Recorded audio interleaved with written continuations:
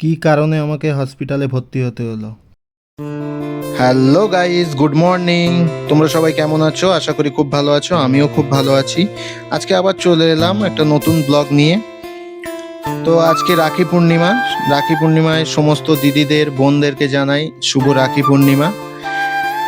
আমি এখানে স্নান করে চলে এসেছি আর এই রেডি হয়ে নিচ্ছি।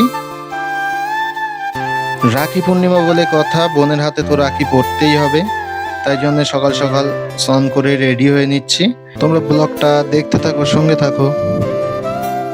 রেডি টেডি হয়ে আমি এই রান্নাঘরে চলে এসেছি। বোন এদিকে লুচি বেলে দিচ্ছিল আর আমি এখানে লুচি ভেজে নিচ্ছিলাম। আর আজকে তো রাখি পূর্ণিমা, রাখি পূর্ণিমার দিন তো লুচি ঘুগনি এগুলো তো থাকবেই অবশ্যই। লুচি ভাজা হয়ে গেলে বোন এদিকে প্লেট সাজাচ্ছে, মিষ্টি, তারপরে লুচি ঘুগনি আরো কি কি অ্যারেঞ্জ করেছে বোন জানে, আমি তো জানি না সঠিক, ও সব অ্যারেঞ্জ করেছে।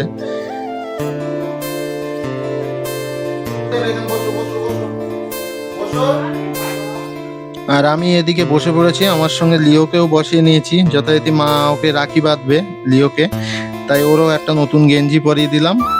পরিয়ে দিয়ে দেখো কি দুষ্টুমি করছে, ওখানে লুচি দিচ্ছে খাবার দিচ্ছে বলে ও খাওয়ার জন্য ভীষণ ব্যস্ত, কিন্তু ওকে দেওয়া যাবে না, কেননা তেল মশলা লবণ হলুদ এই জাতীয় খাবার ওকে একদমই দেওয়া চলবে না।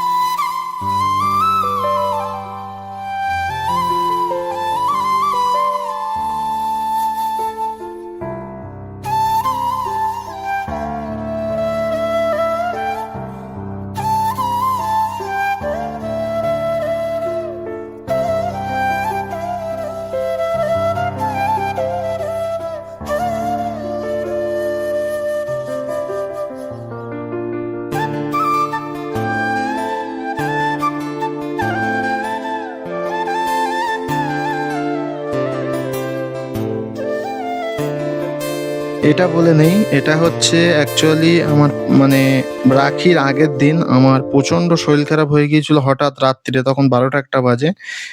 অতিরিক্ত গ্যাস হয়ে যাওয়ার ফলে পিছনে যে শির দাঁড়ার মধ্যে গ্যাস ঢুকে যায়, যার ফলে আমি একদম ব্যান্ড হতে পারছিলাম না টোটাল।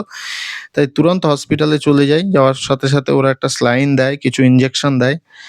এখনো ব্যথাটা কমেনি, কিন্তু অনেকটা সুস্থ আগের ছাড়া। তাই ভিডিওটা তোমাদের সাথে শেয়ার করলাম। এখানে আমাদের খাওয়া-দাওয়া হয়ে গেছে। আমি ঘরে চলে এসেছি। আর বোন আমাকে কি গিফট দিয়েছে সেটা তোমাদেরকে দেখাই। আজকের ভিডিওটা এই পর্যন্ত। আবার দেখা হচ্ছে পরের ভিডিওতে। ততক্ষণের জন্য টাটা। সবাই সুস্থ থেকো, ভালো থেকো।